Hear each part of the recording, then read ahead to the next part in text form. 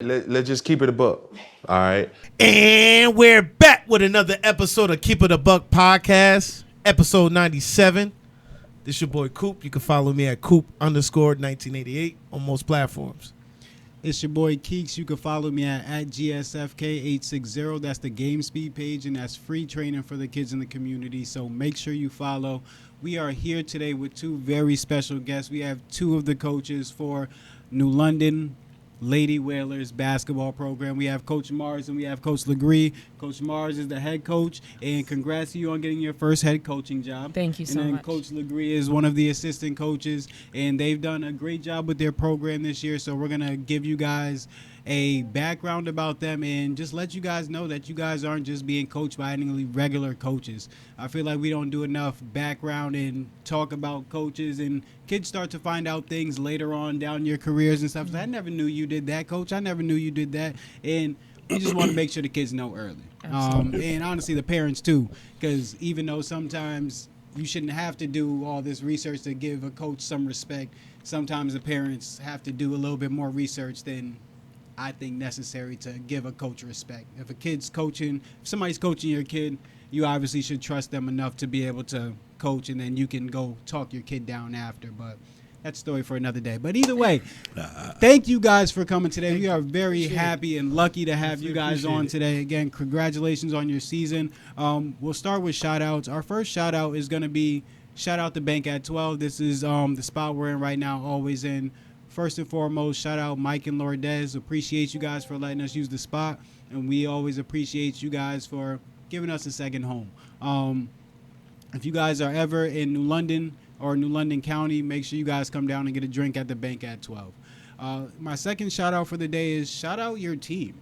Shout out the Lady Whalers. Shout out the girls who played and did the work this year. You guys had a team full of, you guys were up and down freshmen to seniors playing everybody, and you guys won the ECC championship. And just like I told you before when you got in here, I still think you guys would have made a run at that state championship if Nyara doesn't go down. Yeah. And absolutely. Speedy recovery to Nyara too, because she is a player, and what everybody says, you got that dog in you. Nyara got that dog in her. Absolutely. She plays hard on both sides of the ball, and after she gives you energy on one side of the ball, she still got energy for the other side of the ball. So congratulations to her on having a great season and being 1,000-point scorer and being a state champion too. She was a state champion in her freshman year, and honestly, she played big minutes in that game as well. So shout out to her, and shout out your whole basketball team. Shout out your program. Right. And shout out to y'all for giving us, a sit-in with us. So I appreciate y'all coming in and sit down with us and have this conversation. Definitely. My pleasure. All right, so let's start with beginnings. When did both of you guys start with basketball? Well, I'm always about letting ladies go first. So I started when I was young. Rec leagues. I had two older brothers who 3 years older than me, and that's all we were allowed to play, if you will. My dad loved basketball, so it was what he pushed us into, and have been playing since I was a little kid. So I kind of it was family business, if you will. How many siblings you got, and where do you stand in the line of siblings? I am the youngest of 5.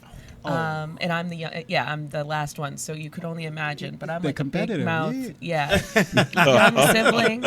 I held my own. I like to think, but then that's also why you get good at sports. Too, the chip on your shoulder. Exactly. Type vibes. Everybody always pushing you around. You got to keep up with everybody else. Yeah, I respect it. Okay. Man. Coach Legree. Yeah. I was one of those knuckleheads in Jamaica, Queens. I'm originally from Hollis, where Run DMC and Russell Simmons are from. Right. So my situation was, it was a police officer. His name was Smitty, but his real name was Cecil Smith, but we would call him Smitty. And I was always doing something, in and out, getting in trouble. And then one day he just said, "You're going to be tall. You need to come to the gym and play basketball."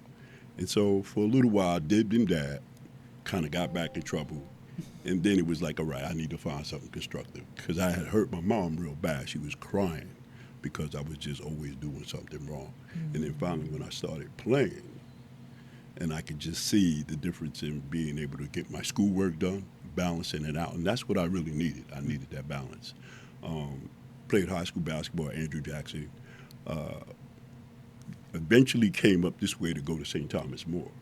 But the headmaster there, he supposedly ran out of money. So that was my senior year that I would be playing there. So what happened was, believe it or not, I was just happened to be walking by New London High School.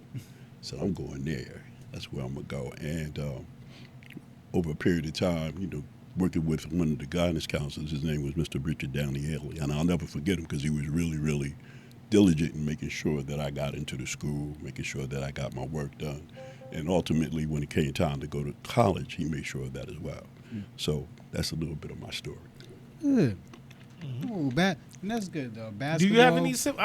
I like to give family aspects too because I feel like that kind of attributes and cater to what we become later on in life too. Absolutely. They help. You know, I feel like that's Absolutely. a building block. You're right. Yeah. Well, I have two sisters, Okay.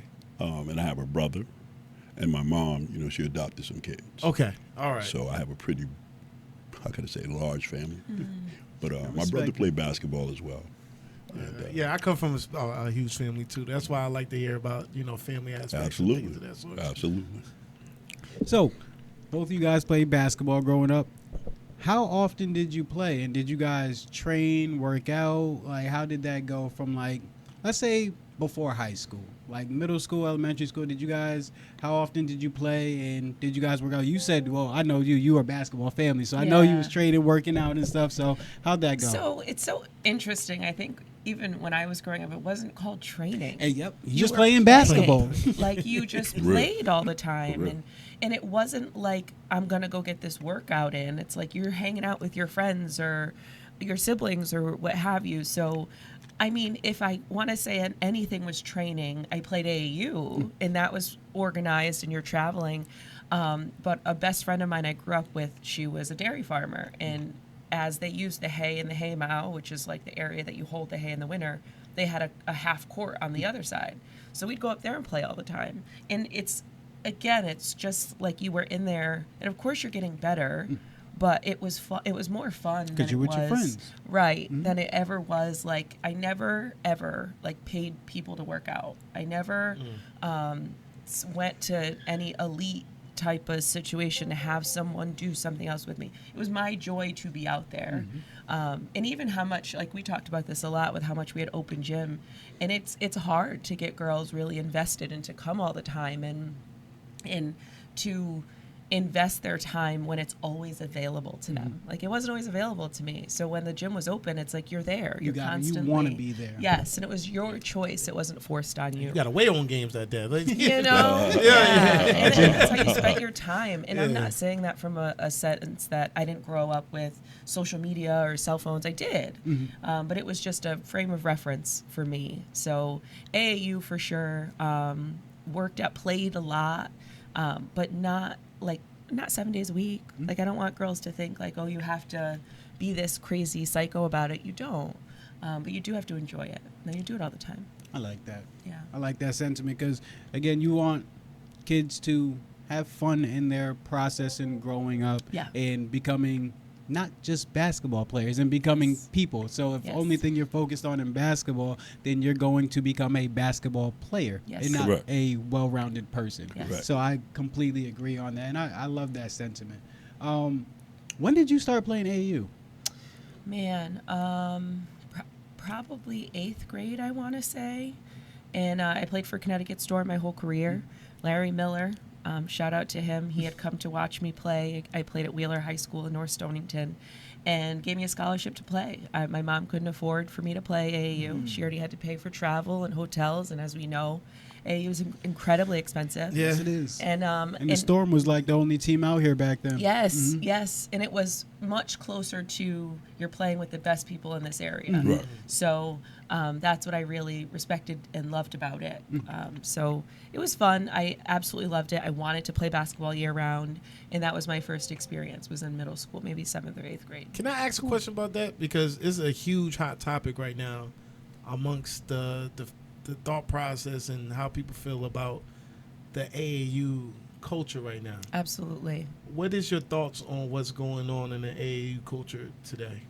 I can't remember what retired NBA player spoke on this. Maybe it was Matt Barnes. Maybe I can't recall who had brought this up, but he was talking about exactly that, and whether or not it's good to let your kids play AAU.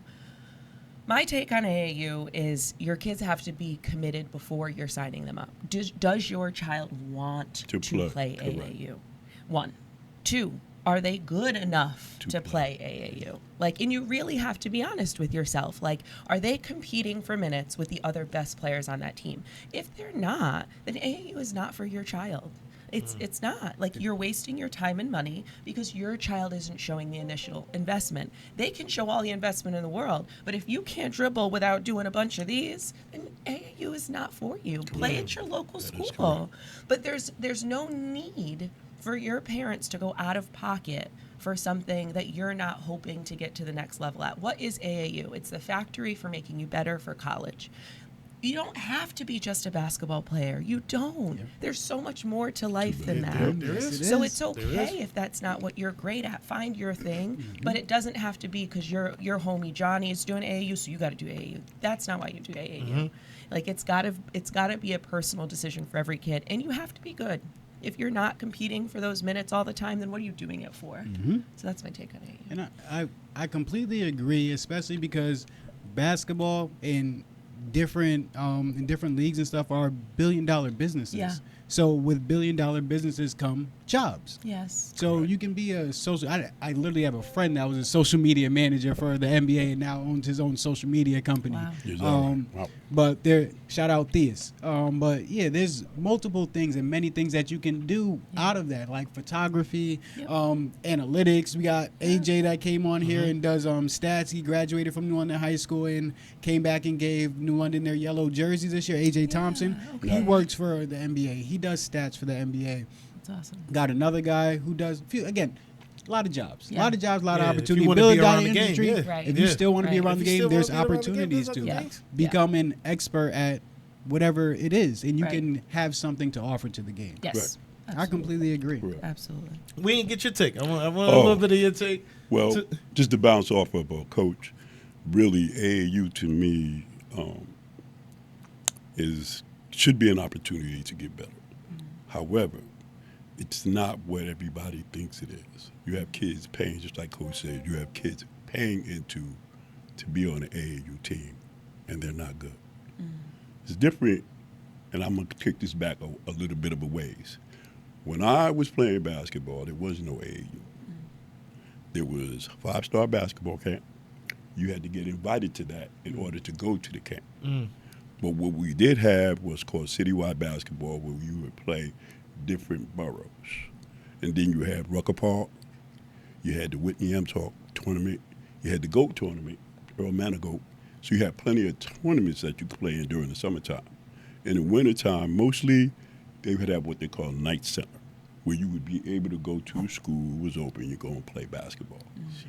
Then if night center was closed, you kind of done. So now it's time to bring the shovel out if it's snowing. And we did that. Bring the shovel out, let's go.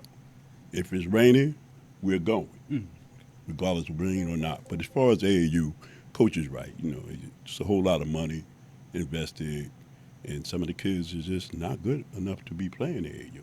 Some parents may take this statement as an insult, but it's not an insult. It's just saying, take a good look at what you want to do over a period of time. But spending $2,500, $3,500, $4,000 to have your kids travel all over the place, and you still wind up not being good, just a waste. I got just one more follow-up question. Sorry about this. No, it's all right. Because AAU is such a huge thing, and we're in AAU season right now. Yeah. What would you feel like a solution would be, or alternative would be for AAU who kids want to participate in these forums? Yo, Miles Daniels. Oh my gosh, bro. I'm sorry, but like Miles Daniels, he runs community level up, and he has leagues where kids play each other. Like they go and they'll do practice during the week, then they do learning about business and stocks one time during the week, and then on the weekends they play games. And they just go and they do strength and conditioning. They do all that stuff in one. But if you want to get better, you want to get better. If you just want a place to come and hang out and be able to still get better, but still like this is not somebody pushing you to try to be the greatest basketball player. There's somebody that's there, and if you want to be the greatest basketball player, he can push you to be that. If not, he can sit there and mold you into different things and help you out. Yes. So I think for our community specifically, it's community level up with Miles Daniels. You can play on the weekends. You can play actual games on the weekends. During the week, you can practice. And then you still have time to be able to actually educate yourself with him as well. And there's kids of all ages. Like, there's kids of all skill level that play. See, yeah, but I'm thinking on the greater scheme, not just the New London area. I get you when we talk about just But right here that, locally. that mold in that, Yeah, that okay. mold is you what think you could find that anywhere as far as in your community that You- somebody. Not I'm the worst just part is not asking. every community does have it. The worst part is I think Miles Daniels is doing a great job because he does have it for us. But I think more communities need local basketball, and also even if you going out traveling to New York, Mass, whatever, to go play ball, whatever, especially at young ages, it's hard for me to think that there's not, and I've said this before, it's hard for me to think that there's not good enough basketball in Jersey, Massachusetts, and New York Rhode Island. to say that, no, I I'm agree. sorry. To say that you have The to tri-state go to area, Yes. like, North though, Yes. we You don't. Yeah. You don't. Don't. they got the football players down there. I get them. They got the girth and the Yeah, size. that's we got the that's hoopers different, up here yeah. though. It's- We But just do. play. It doesn't matter where you play, and I think that's what AAU always sells is like you got to go to this showcase or this classic, get kids together and play basketball. You can get just as good here, and then that will show you what next level you need to catapult to. But I think we're cutting out so much right now and putting the burden on families. Like, hey, yeah, travel south and play for 4 days, or fly to Ohio. And if you Like, don't do what? this, and you're doing your kid a disservice, Yes, it's that's just not like true. it's not just true. not Well, true. I think based on what you're saying or what I'm hearing, you have AAU programs where they have an A and B team. Yeah. Okay, so of course your A team is your best team, and then you have your B team that's just under them. And a lot of times with that, again, money's being spent either way, except for the A team. A lot of that might be scholarships. In other words, the parents don't have to pay that much into because they want to get the name of that particular AAU program out there.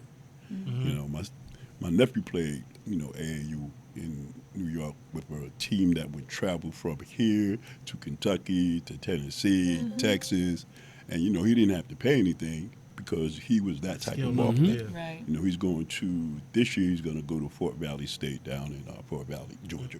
So he's at Congratulations. HBCU. Thank you. Okay.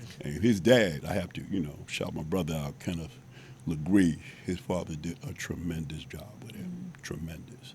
Shout out Stayed to your on it. nephew. Yeah, Yeah, shout nah, out. big shout out. That's what's up. Anybody going to get more education is what we applaud. Yes. More education, more opportunity. My bad. I didn't mean to expound too much on the AAU, but I It's just all know right. we in the It's season, all right. Yeah. the culture right now, and I think a lot of parents don't know the route of it or like have any insight on what they feel like they should do, and a lot of them just go with the feeling of their child Yeah. and not educated on Right. the business of. Right. Because it is a business. AAU right now is a It's full-blown business. Nothing but a Right. business. So Nothing but that's why I just wanted to get y'all insights because with the basketball mind. Because I'm not a basketball mind, but I like to give insights. Because my cousin called me and was like, I want to ask because she knows I know a lot of people about. I know a lot of Yes. people that know about AAU. Right. Yeah. So that's why I asked for her too, also because Yeah. she's new to this circuit too. So Right. Right. During the course of, I'm sorry. No, you're fine. During the course of the season, we played Windsor. And one of the players on Windsor, if you remember, thin young lady, she could really, she really knocked down the three. Yeah. I was talking to her mom when we got done, and I asked her, is your daughter playing AAU? She said, yeah, but they're just local in terms of staying within their area in Windsor. I said, your daughter can play. She was a player, like a real knockdown three shooter. And so her mom was like, yeah, we're just doing it local right now. I said, you probably really need to check into some other AAU teams where they are sponsored, that you don't have to come out your pocket. So when you started talking about that piece, with the AAU, I just thought of her because when I tell you she could play, she was a player. Smooth. So I got two separate questions for you guys. We'll start with Coach Legree. You have on your resume that you've worked a lot of prestigious next-level basketball camps. Yes. Can you give a rundown on some of the basketball camps you've worked in, some of the people that you've worked with? Because I saw some names on there, and I know some people probably want to hear some of those names. Well, the very last one I worked with was LeBron James in San Diego. Here again we had talking about a sellout. He had maybe 3 or 4 weeks, and every week was a sellout. I don't want to mention what they were paying to come there, but trust me, the parents were paying it. But I met some really, really cool people. They need you talking that mic. They need me to Just because you got that soft spoken voice, you want to make sure you're not yelling at nobody. I respect. Yeah, so I worked at his camp, and genuinely a nice guy. A lot of times people. This is LeBron James camp, by the way. Yeah, he's genuinely a nice guy. I was able to meet his wife. She was very nice and didn't act any different than you would expect someone to with that kind of money. The next person I want to talk about, he's no longer with us, is Kobe Bryant. I was at the LA Lakers camp down in Santa Barbara, California, and I worked with him. But when I tell you, and I don't really want to get into this, but when I tell you he would play the kids, it was almost like watching Michael Jordan. Because his game was just patent, pretty much like Mike. And let's just segue right into Michael. I worked at his basketball camp too. Sheesh. And so, The three, You talk the about three-headed the three goat. possible goats of the NBA. Right. You was a part of. right, I was the a part camps. of that, yes. That's tough. And I think that And you're sitting right here in New London, Connecticut. And this And is why why I- nobody? This is You why I should say be packed out. People need to know who You they should got be. coaching. Yeah. Somebody should be seeking. Some Well- of these kids should be seeking you. Then. well, my belief is this. If they want the help, they will find it. If they need me and they need the help, I'll give it to them. And I really am gracious to Coach Mars here to give me the opportunity to coach with her. Not to take away from Coach Millsap last year, but Coach Mars really gave me that opportunity to actually be able to be that piece of the puzzle, if you please, to be a part of that team. The ultimate person that I met, and I will never forget him, he's no longer with us either, is Coach John Thompson. I worked at Georgetown's basketball camp. And I asked him, why are you not coaching in the NBA? His response was, if they're not going to let me do it the way I want to, then I don't want to coach in the NBA. I heard how great of a coach he was. Great. Just how Great. If you could, reel in AI at the time when he was. Yeah. That's Yeah. And he was that type of role figure. He was that type of mentor. That's like a lot of kids who wanted to play. They wanted to go to Georgetown when Georgetown was the school to go to. And so he took Allen in right at the right time, seriously. And I believe, had he not, then Allen Iverson would not be that player that he was while playing in the league. because nobody was trying to touch AI at that point. Nope, because they HU thought- was supposed to. Right. And then they after he got arrested in from the brawl. Colson brawl Yeah. in the spare time. Right. It's crazy, and that's crazy because I moved there 2 years after that. Is that and right? There was like a huge thing going on down there, but nobody wanted to touch him. So that just shows the type of character he was. Right. So Yeah. for you to touch elbows with these type of people is crazy. Let me tell you, it was. I have to really say it was planned, because I wanted to be an individual that could say that I was around the best and I worked for the best, and they allowed me to be that particular person I wanted to be while working at their basketball camps. Wow. And my belief is, if you can go to a basketball camp and take 5 to 10, well, basically 10 to 8 kids, and win the championship at the camp, and you never coached them before, that's when you know you have some type of talent or the ability to connect kids and actually play well. So and look, that was you. That was me. You gotta tell the people that. You gotta tell the people. We here to get flowers too at the same time. Honestly. Thank you. We definitely appreciate that. What's something that you give to the kids now that you coach that you learned from those camps? Well, what I try to give them all, even whether it's boys or girls, what I really try to give them is the ability to understand that you can come and sit down and talk about whatever it is that you want to talk. It doesn't necessarily have to be basketball. It could be anything. It could be school. And from the camps, what I learned is to be patient, creative, and have understanding. Because not every kid comes from the same home lifestyle. They all come from different lifestyles. So you have to work with them and basically treat them differently. It's big. That's big. Oh, that's a gem. Appreciate that, Coach Legree. And Coach Mars, when did you receive your scholarship for basketball?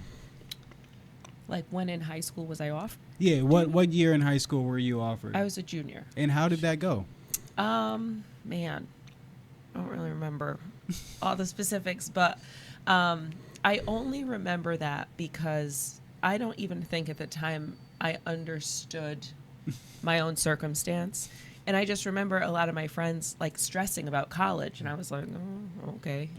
And not in any like cocky way. They were just like, well, you already know where you're going. And I was like, well, yeah, because I play. Like, I just thought that was very common. Like, where you guys get recruited? You know, I was so naive to my whole experience, I think. And my uncle's been a college coach forever, so I was just around it forever. It's just like what you thought you were gonna do anyway. Yes, it was like that was always the plan. It was always the plan. I'm gonna play Division I basketball, and I never had anyone say no. So it was just part of it for me. So I remember when it had come down to it, my uncle was coaching at URI at the time, so I either was gonna go play for him, was gonna go to Hartford. And Sacred Heart was kind of like a last one in there that was kind of playing around. And obviously being from Wheeler and being from a small school, I was like, man, that was a big fear for me. Like, I'm not very outgoing. And so kind of trying to navigate, like, where can I play and fit in? And the school wasn't too big. And so I never forgot my Hartford visit when I had gone up there. Not only had they been so competitive, won the America East the year before, they were just good people, and it was close enough to home, and I felt at home there, and it was a really good choice for me. So loved it, yeah. And how was your experience there? It was awesome. I mean, that's what taught me every ounce of how to make basketball business. Like, this is not fun. This is not... We are out there to have a good time and roll the ball out. I mean, I had never moved so fast in my life. I didn't know you could get from offense to defense so quick. Your mentality, how you played the game, everything was strategy. How you set a screen, the timing of how you moved. Offense wasn't just everyone running around. You had to do A before you did B.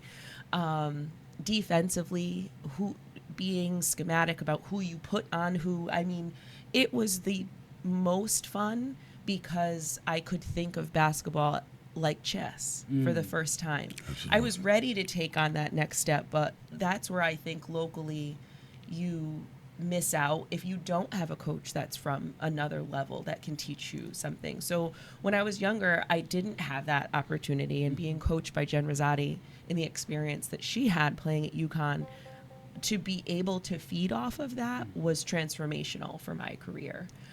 So I absolutely loved it. It was a lot of fun. What do you think your biggest challenge was from going from high school ball to college basketball? Oh, man, that's a really good question. I just think, again, I'll put it on where I'm from, and I played AAU in Eastern Connecticut. So there's limitations to this area in general. And then when you go to college, the pool is so different. Like, you're pulling from everywhere. And I will never forget lining up for my first sprint, and I was like, I am so fast. And she blew that whistle, and I came in like third to last. I was like, oh my God. I was shocked. I was like, whoa, like, we got some growing to do. Just your level of effort, like, you think you went hard before, and there's a whole other level that you haven't even touched the surface. That to me was eye-opening. Like, I really thought I was something going in there, and it was so humbling. So after that shell shock of freshman year, and like you work out all year round, and there is no off season, and you're in the gym for like 5 hours a day, that's the biggest difference to me. You can't prepare someone for that, really. You can talk about it, Correct. but when that's on your shoulders and every practice is harder than a game, like that's where it really changes you as a person. I feel like the only thing you kind of can prepare for is the mentality to fight through things. Because some people could quit just off the thought of, you know what I'm saying, that But mentality to say. that's what I was gonna say. Though. I commend you on being able to understand that, though. Yeah. There's a lot of people in situations and that probably don't have the background that you have that see those situations or see like them coming in last and just be like, oh man, well maybe I'm just not cut out for this. Yeah. But you had a different response. Your response was, I have work to do. Yeah. Yeah. So you knew that you knew that this was a tough task, and this was a tough task that you were willing to take on. Yeah, and absolutely. I feel like that's a really big part of your story. You got to be able to take on these tough challenges. If you see a tough challenge, it can't just be like, okay, let me go look the other way. Right. If you see a tough challenge and you overcome it, that's when you get better. Yeah, absolutely. And a lot of that was, I remember calling my mom and being like, I quit. Like, this is just too much. She's like, so where are you going to school and how are you going to pay for it? And I was like, well, maybe not. Maybe I won't quit. Maybe I'll just give it a couple of more days. But that's important, though. And that's why I said your background is important. Your support system Yeah. is vital. It's Yes. everything. So if it was in my parents to allow me to be a quitter, I think I would have a different story, right? Yeah. But it wasn't an option. I think that's the difference. Is there was no option to not go through the hard. It's like, this is your opportunity, and would you think it was going to be easy? You know? So yeah, mindset. I like that. Coop, I know I've been going off of questions. You got anything? I've been asking my questions in between time. I like, you know, I like to be, So- you know, a little organic with it. I mean, you So- know, whatever pops up in my brain sometimes. You used to coach for Storm, right? Yes. So yeah. you used to coach for Storm. So Storm this what? is Connecticut the Storm, Connecticut Storm. It's AAU. AAU Oh, team. okay. All right. So full circle moment here for you. You coach Storm, end up coaching Jada. Jada goes to Yes. your alma mater, Yes. and then Jada ends up becoming an alumni there as well. Yep. And now you're assistant coach. Yep. How does that feel? Like what is this? Like what's going on with that? How do you like that? Oh, it made me feel so old. And I don't really feel that way yet. Like, so it was funny. And just how she had said it from the beginning. God always puts you right where you're supposed to be. Always. And Always. from the moment I called her, that was always like her response. So she's like, of course I'll come back and coach for you. And I even remember, I think it was after I had coached her in AAU, a few years later I had gone back as a player to talk to whatever AAU team she was on. And she was such a young, like, cool kid, you know? Yeah, he's so smooth. He And is. so smooth. And I just remember being like, girl, sit up. Like, what are you doing? So that relationship hasn't gone anywhere. Like, that's still like, that's not necessarily my baby, but my That's little, a little sister. Yeah. Yes. Absolutely. And I adore her because so many of her experiences match my own, and being able to have me to look up to, that's what I always wish I had. So being able to have her means just as much to me, and to keep her close to New London basketball, which she had so much a part of building, also means a lot to me. So I was grateful that she wanted to come back. Yeah, no, I did. And for the world, we talk about Jada Lucas. Jada Yes. Lucas, the Played great for New Jada London. Lucas. Yes. Still got it. Yes, She does. Still got it. She Be giving our she girls sounds I was about to like, say, be Yes. busting them girls. Yes. She does. Yes. Straight giving them I was the about to ask if she business. still be running with Giving y'all. them the She does. business. She does. Real she played business. with us a lot Yes. this I year. respect I that. never got to see her play, No, but she- everybody bro. talks about Dog, oh my how gosh. great of a point guard she was, and how Her highlights are still up there. You can still go look her up. I like to still see up live there. action stuff, man. But I heard that Yeah. she was about that. Yeah. Yeah, She's she was amazing. about that You get- life in basketball. Oh. Yeah. man. Yeah. So Shout out to Jada. building a program, this is what you guys are doing. Not saying this is what you guys are trying to do. This is what you guys are doing, and I'm witnessing you guys do it. From a few things like you being at middle school tryouts in your first year of coaching, you not even knowing anybody, but making sure you're at middle school tryouts. Correct. And then you being at a middle school basketball game with your team holding posters Yeah. for the middle school girls. The middle school girls ended up wanting to do the same for you guys, Yeah. which in turn made the middle school boys team, which I'm an assistant coach for, and shout out Flea, he's the head coach, made the middle school boys team want to do the same for the high school team. We just didn't have posters, but we were at their game together in a section and made sure like we was cheering and being positive. Yeah. How and what's the most important thing about building a program for you? Because you're doing a great job, and I see little things like this that are not so much basketball like focus, Yeah. but they bring so much more to the game of basketball. Absolutely. And I think you kind of hit the nail on the head. Like, it's not just about basketball. And if I can make our program a welcoming place and make each girl feel like an individual human being, that's my goal. So I'm big on using names, and I'm big on creating relationships. So even down to our practice players, I'm going to call you by your first name. I want to know you, and I want you to know me. And I think that starts by the little things that you do, right? So even if no one knows me and I'm at the middle school gym, or even if I don't get a chance to talk to each girl personally, but they came to our game, you have a connection to us. You Correct. are us. You see who you see, and what you see is what you are able to become. And I just thought to myself, whether these girls come up to play or not, maybe that's their only opportunity to stand on that court, or maybe they'll be future players for us. But I want them to have a taste of what the future could be. And I think seeing themselves in that light, being a part of something bigger, really kind of keeps that interest going. And it keeps them engaged and wanting to be a part of something bigger. So that's my goal. And I absolutely loved what it did and how it felt and how excited our girls were to do it. Yeah. And they were so cute about it, like making their posters. You should have heard them, like, and then they're up there like cheering for their girl that they've Right. never met to get into the game. Yeah, right. I mean, it was so Right. sweet how they brought it upon themselves to then make it into this huge and amazing community moment. It was. Where like you're cheering for these young girls who idolize you, and you're screaming their name. Correct. That's gotta feel Correct. amazing. And I know these, like So- I teach middle school, so I know these middle Yes. school girls and stuff, and they were genuinely happy that those Oh. girls are there. Like, I'm telling you, they were raving about, like, yo, look, this is the high school girls. Did you see the high school girls at our game? Yeah. And then Yeah. they were so happy to be at the game with you guys as well, and just be a part of the moment and be Yeah. a part of the program. It's a beautiful thing Can, to see. can I It ask you really a is. question to expound on that? Because we brought up feeder programs and things of that sort. Did you knowingly know that you're kind of doing that right now?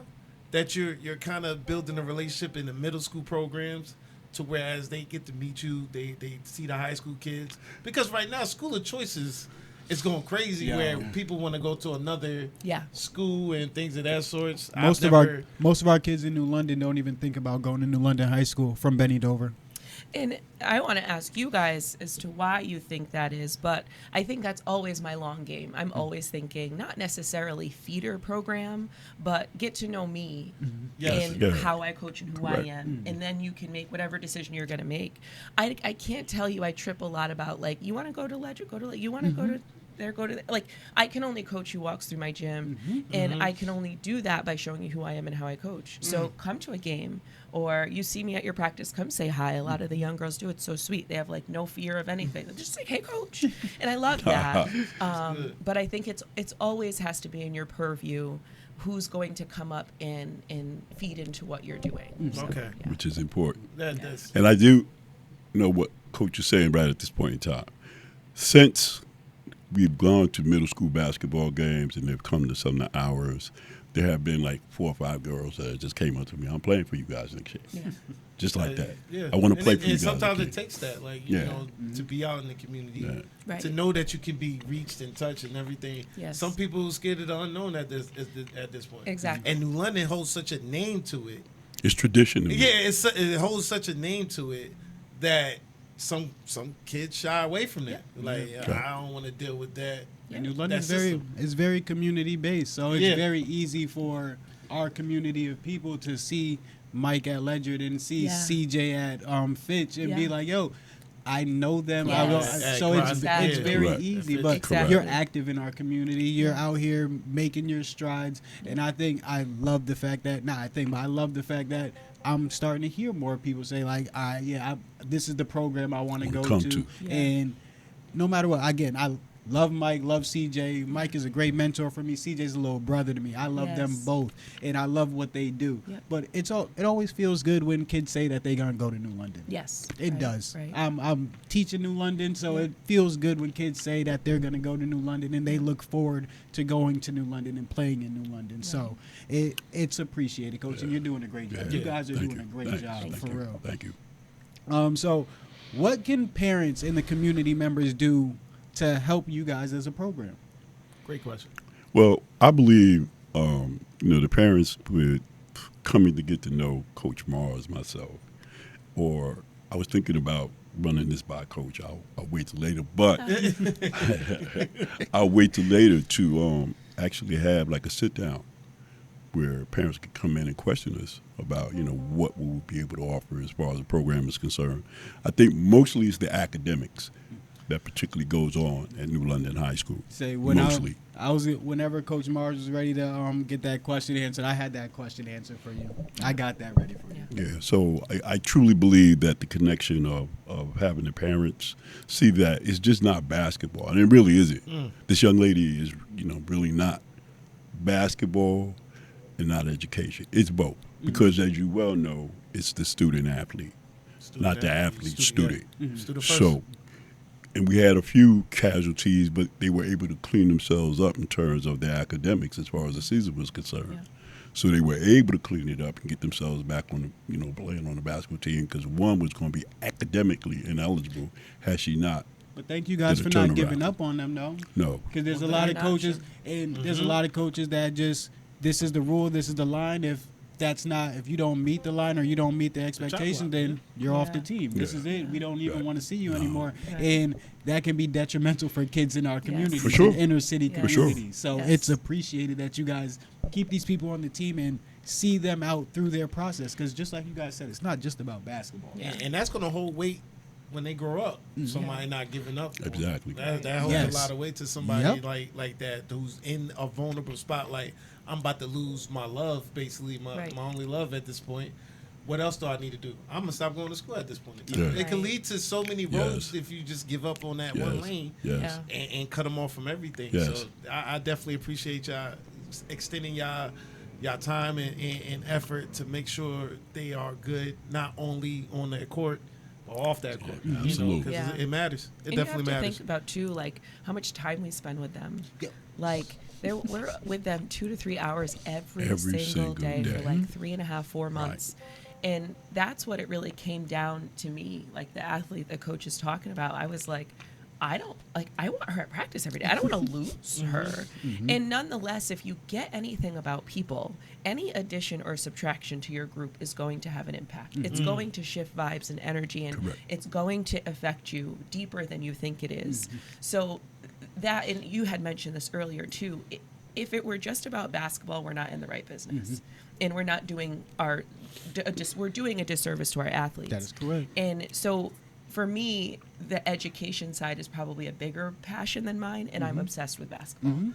But if you can't leave this institution and read and think on your own and have your own opinions and argue those with well enough vocabulary to be understood without making yourself sound lesser than or less educated, Or getting read about that. frustrated. Or getting Or frustrated getting when you frustrated, can't. True. articulate yourself, show up like you mean it, have your facts ready and together. And that's what I talk to them about all the time. Even like when they miss practice. I'm like, guys, it's not that you just miss practice. It's like, think of this as your job. Like, I can't just not go to work tomorrow because I'm tired because I had a game tonight. Don't work And that then just tell way. coach after. Yes, it doesn't work that way. They just show up like, oh, I had XYZ. You have my phone number though, right? Right, And they're like, right. oh, yeah.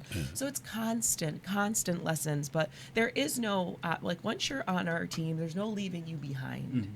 And we fought with that a lot with some kids, either want to take themselves out or not want to be a part of or failing off or whatever it was. It was constantly working with them as human beings to just like, we believe in you and we want you here. So That's big. That's big, and it's important for And our kids. if I have to be honest, because it's still the unknown as far as going from what Millsaps was doing to you. So now it's like 100%. so to them it's just like I don't know where I fit in right Yes. now. I knew where I was at last year, Yeah. or even the kids that's coming up. Like it's a new coach. I don't know what goes on. So, and I'm glad it's moving to the direction of you putting your imprint. And this is just season 1. Yeah. It's season 1, and I'm loving it. Yeah. I just want to be able to say this. We had a young lady who played soccer, senior, and she wanted to be a part of the basketball team. And we want to give Joy thanks for that because she played soccer with Joy, one of our players. And Christine was, if she's a little bit taller than this bar table here, but what individual wants to come play basketball, haven't played basketball in 3 years, but continuously comes to practice, continuously sits on the bench, never complains. And that has a lot to do with the coach. And I have to be honest on that. I can't say that, I had a lot of influence or input with her, but Coach Mars did. And so when you have someone who's never played the game, mind you, and got better over a period of time, she really did get better. Just imagine if we were able to have her from her freshman year till now, the impact that was made in 1 year, or 1 season, I should say, as opposed to 3 seasons or a whole 4 years. That says a whole lot about the coaching staff. It definitely does. I'm telling you, you guys do a great job. Honestly, I was going to say this off air, but I'm going to say it on air. I think you guys have done a great job with Jada Lee's show. Honestly, Jada, she's always been a bucket, always been a scorer, always had crazy handle. But I think you guys did a great job at making her into a college point guard. Yeah. Yeah. In my opinion, she's coming down.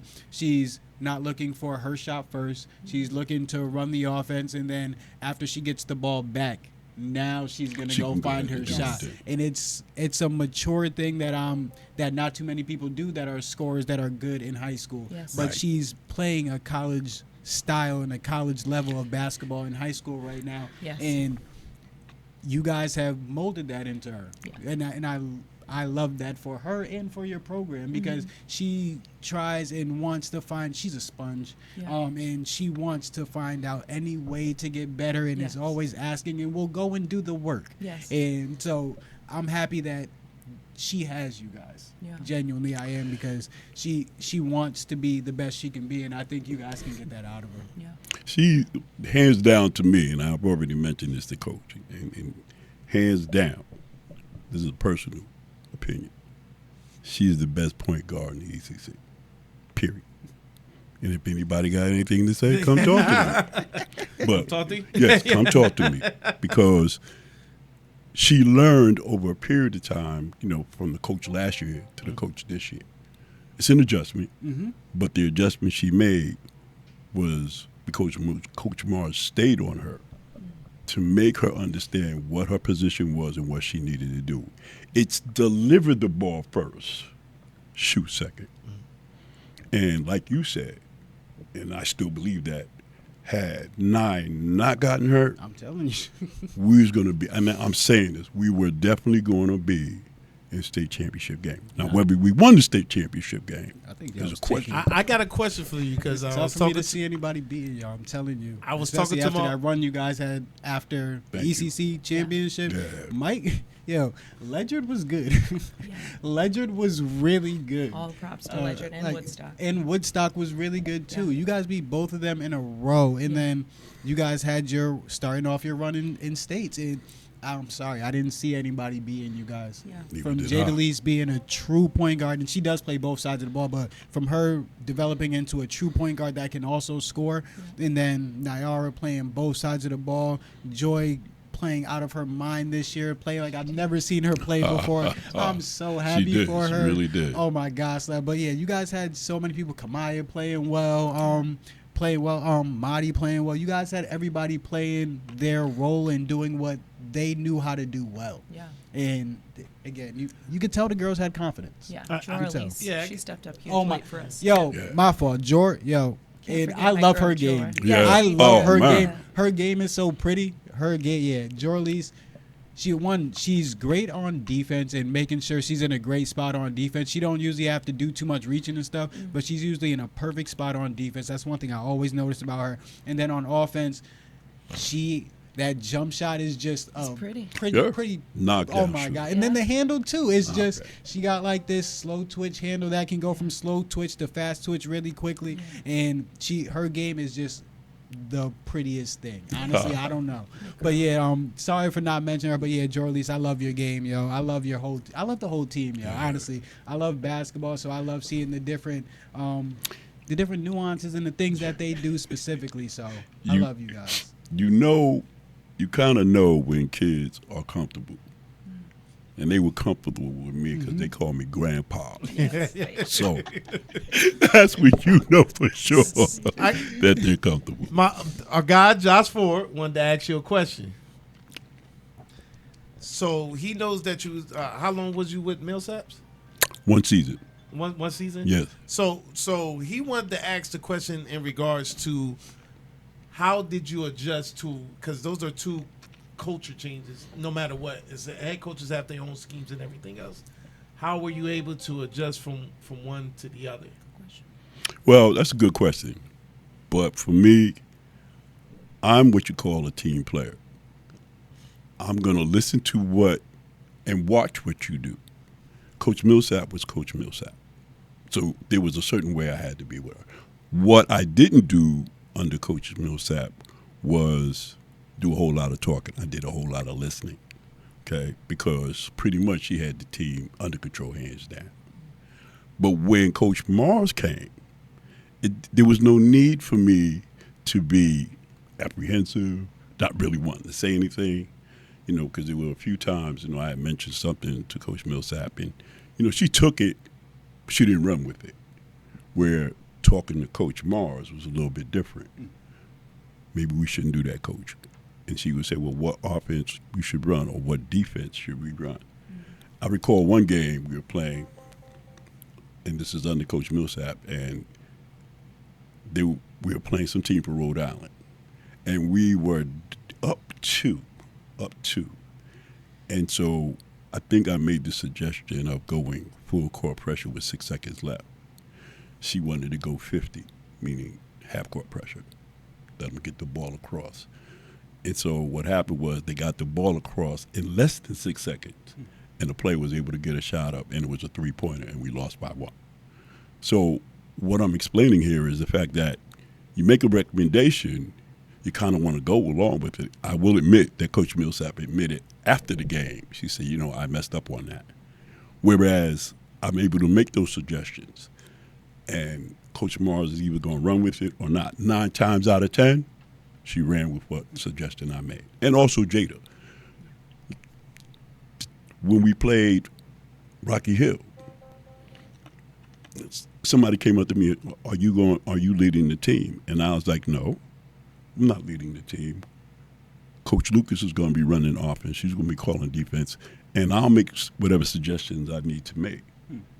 The person later on said, well, did you feel like you got you should have been coaching, seeing that you're second coach? I was like, let me tell you this. When it comes to playing basketball, when it comes to playing, coaching, there is no room for you to have animosity or attitude. Ego. Yeah. There's no room for that. They respond better to Coach Lucas as opposed to me. And so why am I going to make an issue about who's coaching, who's making the calls on defense and offense?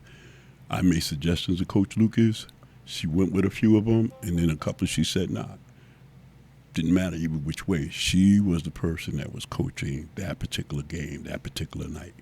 So in order to be that particular assistant coach or to be that coach, you have to have a team concept within coaching. There's no animosity.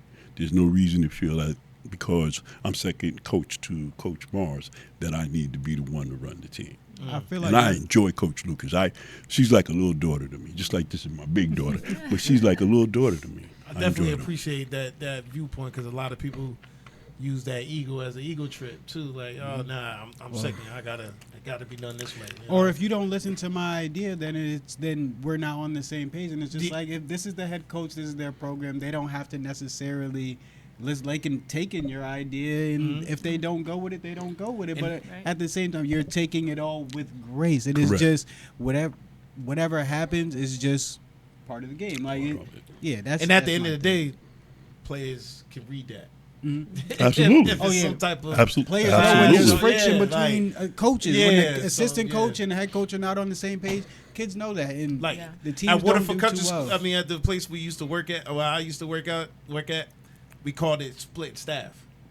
Yeah. You know, so Yeah, when I the know what kid you mean knows on that. when Right. the They know kids who to notice play. That you know, we're gonna split staff today. Correct. Yeah. So Yeah. when they know you can't split staff, Right. Yes.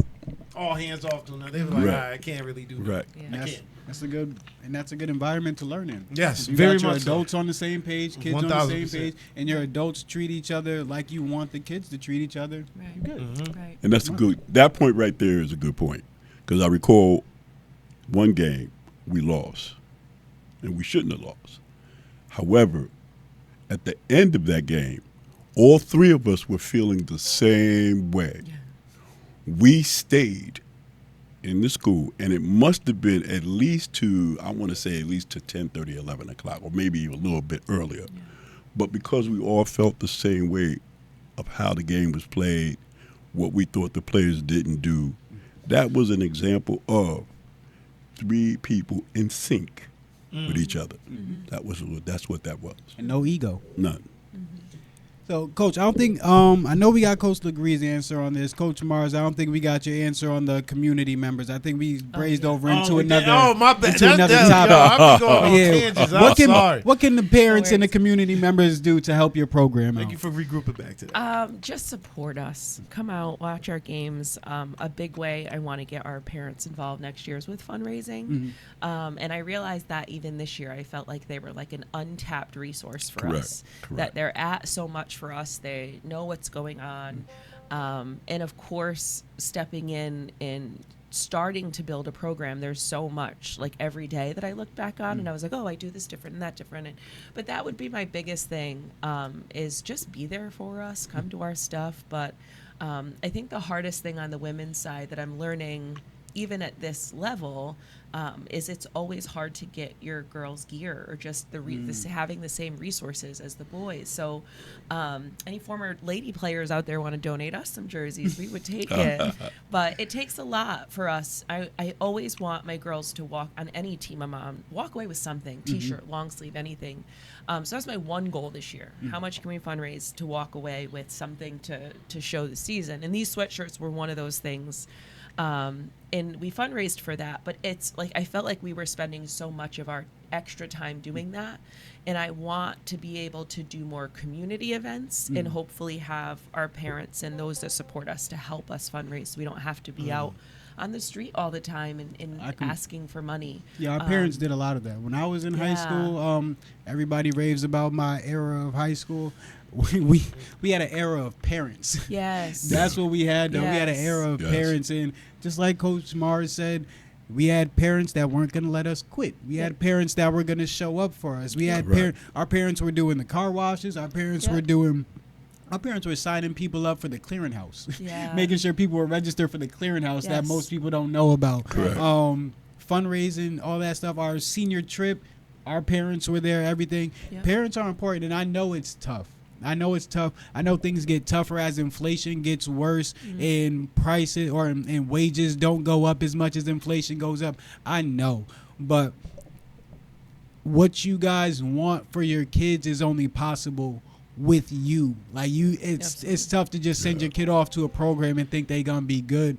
And Support is free. It is. Amen. That It is. there Real ain't talk. no inflation on support. Real talk. Now, There ain't no inflation on support. yes, but at the same time, time is money. Yeah. Time is money. So the time that they're doing something, they're working. Some people are working a part-time job. Yeah. Yes. That's what I'm saying. Yeah. It's not always the fact that like, all right, people don't want to share this. But if I'm working a part-time job while you guys are doing this fundraiser and while the other part of the day I'm working my regular job because of inflation, and it's tough to be like you. It's tough to be like, well, you better go support your kids. I'm gonna be completely honest. You are excusing a small percentage. I feel like what you're saying. Yes, there's with the working 2 jobs. I am excusing that, but I just don't want it to just go over everybody's head and just be like, all right, just because you're not here for fundraising, that means you're not doing the right thing, and that's not always right. That's support.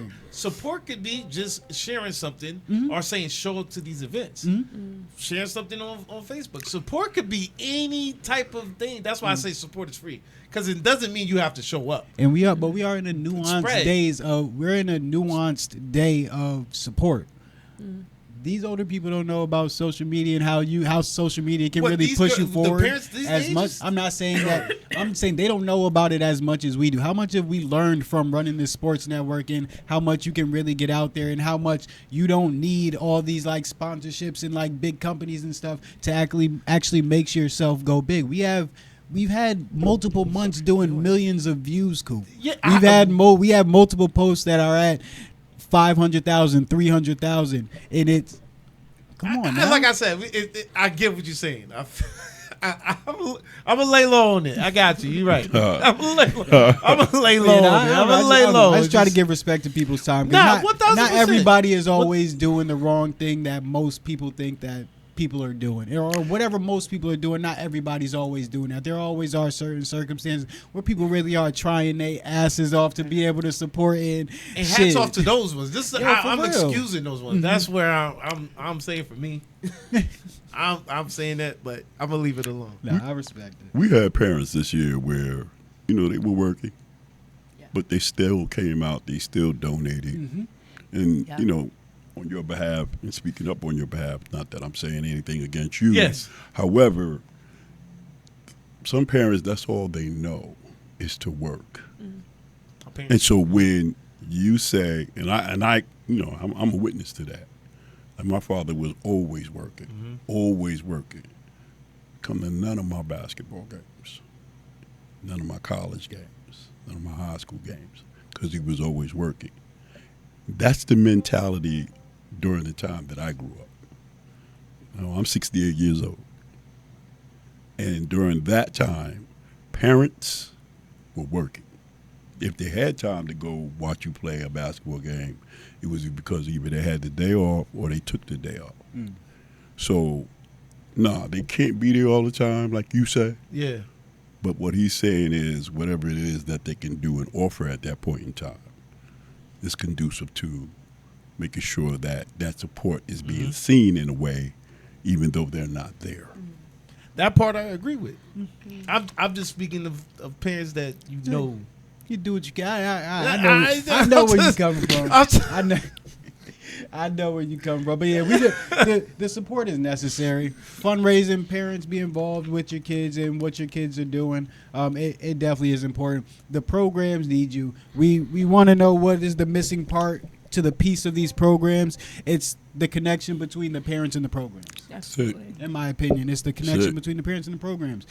Everybody needs to be on the same page, and when you're communicating with people and when you can have face-to-face conversations, and sometimes y'all not going to agree, and if that can be okay, everything's good. But I feel like we have a problem with not agreeing these days with people, and if somebody doesn't have the same thought as you, or if somebody doesn't agree with you, it has to be like, all right, we're on opposite sides, and we can agree to disagree. Me and Coop agree to disagree all the time. I think that's another thing with parents too, like support us in a way that is positive and helpful. So like I do have boundaries when it comes to, we should be arguing or disagreeing about nothing if I coach your daughter. Yeah. Like you're it the should coach. Only be positive and You're the great coach. and Absolutely. this is wonderful. And I did feel after our banquet that our parents had a positive experience. Like they seemed to genuinely enjoy the whole season.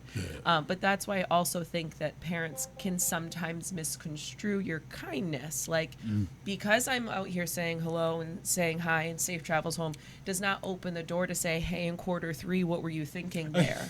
Like, so we ain't gonna go down that road. Okay. Which I did not have parents that did. Okay. And I'm Good, very good. incredibly thankful for Good. that.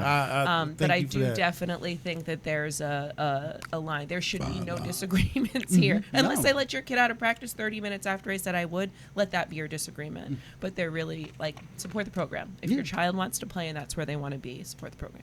I say there's so many different styles of coaching and different ways to get the job done for basketball that you really can just let you, especially if you have somebody that you know their resume. Your resume for basketball is elite.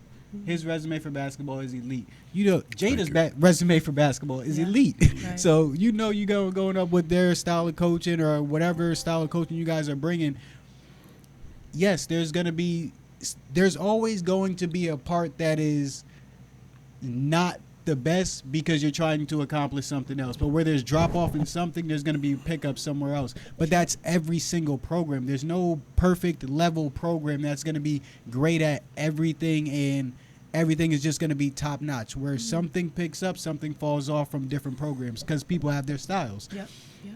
I think parents need to understand that just because a coach went with this, it doesn't make them a dumb coach. This was their style, and this will work in a different situation, or it might work another time. But just because it didn't work doesn't mean that this is a bad coach, or we need to find a new coach, or the coach doesn't know what they're Didn't doing. lay here by luck, people. I'm just saying. Right. I didn't lay here by luck. Right. You know what I'm saying? So Yeah, parents, please let your coaches coach. please Let your coaches please, coach. And then please. also a big thing, echo to your kids what the coach is echoing to them. If your kid comes home and complains about what the coach is coaching them about or how they're coaching them, whatever, but like the kid is coming home complaining, well, coach is asking me to do this and I really don't want to do that, or coach is saying I'm not running hard enough and I really am. I think I'm running hard enough.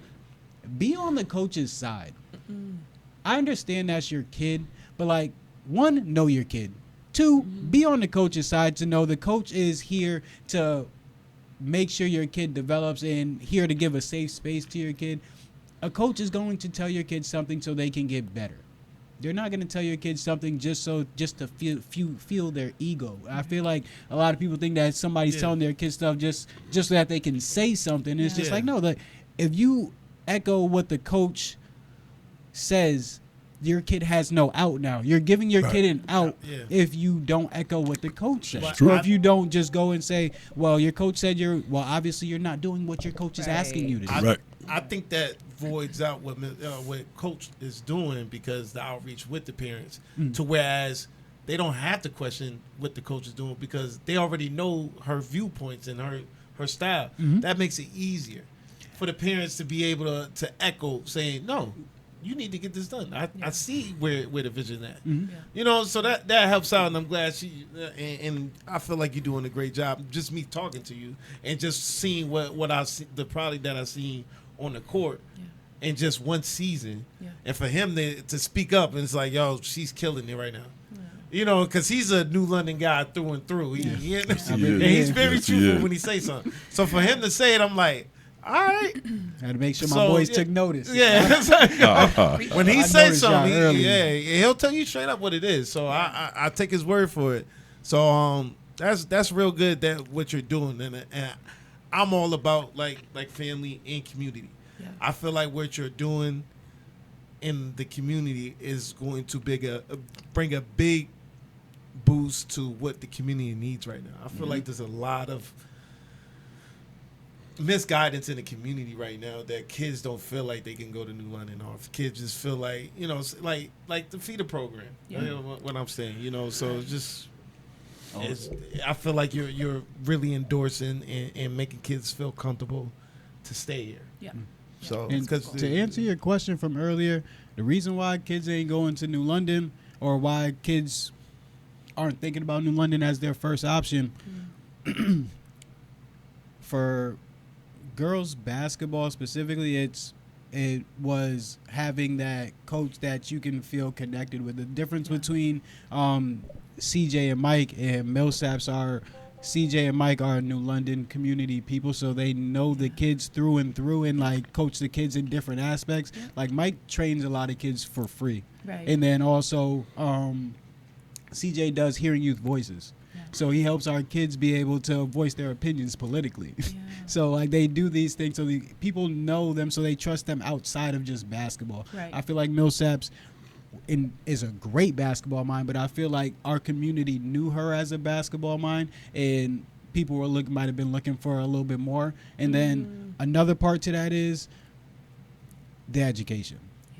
Yeah, it's tough to say anything outside of that. I work in the school, dog, and I keep it a stat. It's the education. I had coaches that I'm not even gonna say it, but there was somebody who took their daughter out. Multiple people that took their kids out of school because their kids were getting pass fails instead of actual grades because they're not having a teacher. Right. So this was